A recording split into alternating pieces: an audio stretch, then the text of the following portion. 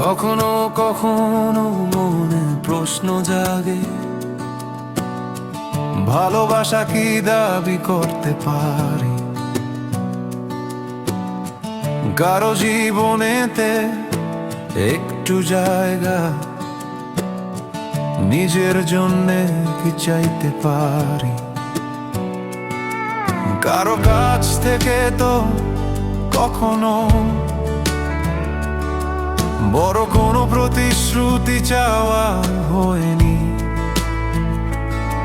শুধু চাওয়া ছিল আন্তরিকতা, যেখানে সম্পর্ক সত্যি রয় যে।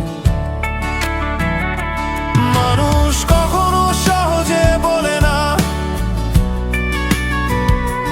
তার মনের ভেতরের অনুভূতি,